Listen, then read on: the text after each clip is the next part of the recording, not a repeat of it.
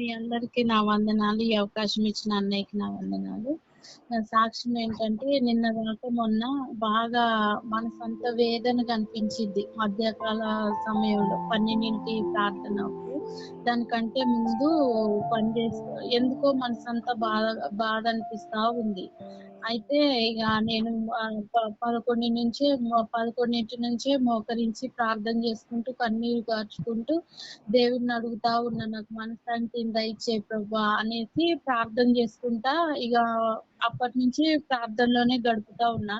కానీ దేవుడు అద్భుత రీతిగా అన్న ద్వారా నాతో మాట్లాడాడు. ఆ రోజే అన్నయ్య మధ్యాహ్నం 12 ప్రార్థన స్టార్ట్ అవ్వబోతుంటేనే మీకొక ప్రవచనం చెప్తున్నా నాన్న, మీకు మనశ్శాంతి దేవుడు ఇవ్వబోతున్నాడు. అసలు నాకు చాలా సంతోషం అనిపించింది. నేను అప్పటిదాకా 2 గంటలు ఆ ప్రార్థన కంటే ముందు 2 గంటలు నేను ఏడ్చుకుంటా దేవుడి సన్నిధిలో అడుగుతూ వస్తున్నాను.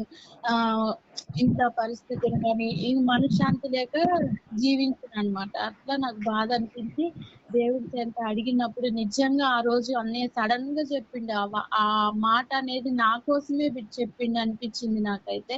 చాలా సంతోషం అనిపించింది. అన్నయ్య ఎమ్మట్లోనే మీకు ప్రవచనం చెప్తున్నా నాన్న, దేవుడు మాట్లాడుతున్నాడనేసి ఈ రోజు నుంచి మీకు మనశ్శాంతి దేవుడు ఇయ్యబోతుండు. మీకెన్ని కష్టాలొచ్చినా, ఏదొచ్చినా గానీ ప్రతి దాంట్లో నుంచి ఈ రోజు నుంచి మీకు మనశ్శాంతిని ఇవ్వబోతున్నా. స్పష్టంగా నాతోనే ఆ రోజు మాట్లాడాడని నేను ఆ మాట ద్వారా నిజంగా ఆ రోజు నుంచి నాకెంతో మనశ్శాంతి. ఎన్ని సమస్యలొచ్చినా, ఏదొచ్చినా గానీ ఏం గాదులే దేవుడే ఉన్నాడు అన్న నిరీక్షణలోనికి నేనొచ్చి నిజంగా ఆ మాట నాకెంతో ధైర్యాన్నిచ్చింది.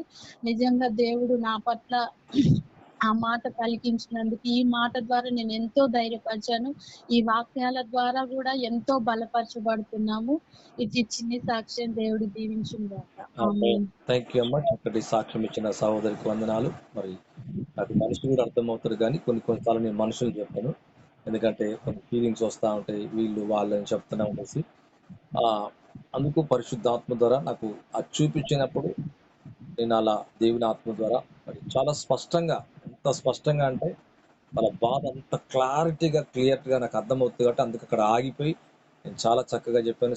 స్టార్టింగ్ దేవుడు శాంతిని, సమాధానం అని. అందుకే ఈ రోజు కూడా పూర్ణ శాంతి అనే వాక్యాన్ని కూడా మళ్ళీ ఆ రోజు చెప్పిన ప్రవచనానికి ఈ రోజు మళ్ళీ అది మాట్లాడింది కాబట్టి ఈ వాక్యం తీసుకొని మాట్లాడుతానని కూడా మళ్ళీ మీకు ఈ ఉదయకాలం మధ్యాహ్నం నేను శాంతి కోసం మాట్లాడాను.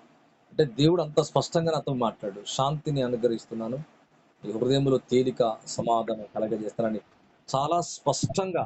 ఇంకా ఇంతకంటే దేవుడు మీతో ముఖాముఖిగా నాకు తెలిసినంత వరకు మీరు ఎక్కడ మీరు చూడరు. నాకు తెలిసినంత వరకు అయితే అంత స్పష్టంగా నువ్వు ప్రార్థించిన వెంటనే, నువ్వు అడిగిన వెంటనే ఒక దైవజనుడి డైరెక్ట్ గా నువ్వు ఏం అడుగుతున్నావో అది చెప్పటం అంటే ఎంత నువ్వు అడుగుతున్నావో దాన్ని కరెక్ట్ గా దేవుడు దాన్ని నీతో స్పష్టంగా మాట్లాడుతున్నాడని గ్రహించాలా. అంటే దేవుడు నీతో మాట్లాడుతున్నాడు, స్పష్టంగా మాట్లాడుతున్నాడు. అలాగా మనం ఎప్పుడైతే పదవిస్తామో దైవజనుడు ఉపయోగించుకొని మాట్లాడుతున్నాం మరలా అంటున్నా. కాబట్టి ఆ ప్రవచనం దైవజనుడికి ఉపయోగించి, ఆ వరాన్ని ఉపయోగించి ఆత్మ ద్వారా మాట్లాడుతాడు.